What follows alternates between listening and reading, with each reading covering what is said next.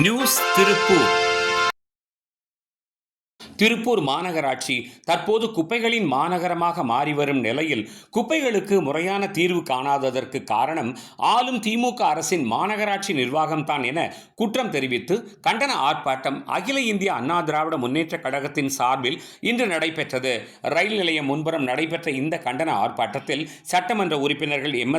ஆனந்தன், விஜயகுமார், உடுமலை ராதாகிருஷ்ணன், அன்பகம் திருப்பதி, கண்ணப்பன் உள்ளிட்ட மாமன்ற உறுப்பினர்கள், பாஜக உட்பட தோழமை கட்சிகளின் பிரதிநிதிகள் கலந்து கொண்டனர். திரளான தொண்டர்களும் கலந்து கொண்டனர்.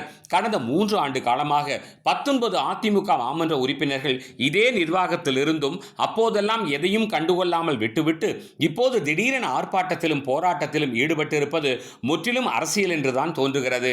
குப்பையை அள்ளுவதற்கான தொகை 1 டன்னுக்கான ஒப்பந்தம் 3 மடங்கான போதும் இவர்கள் பேசவில்லை.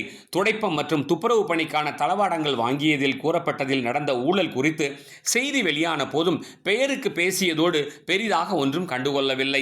அந்த பொருட்கள் எல்லாம் வாங்கப்பட்டதா என்றே தெரியவில்லை. தகவல் அறியும் உரிமை சட்டத்தில் கேட்டால் பொருட்கள் இருக்கிறதா என்ற பதிலே இல்லை என்பது வேறு கதை.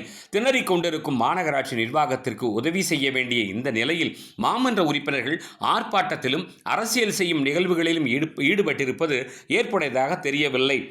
பலனை பெறுவதில் இருக்கும் பங்கு மாநகராட்சி பணிகளை நிறைவேற்றுவதிலும் இருக்க வேண்டுமல்லவா? நடந்த தவறுகள் பலவற்றையும் தட்டி கேட்காமல் இருந்துவிட்டு தேர்தல் வரப்போகிறது என்றவுடன் தடாலடியில் இறங்கி இருப்பது சற்று நெருடலாகத்தான் இருக்கிறது.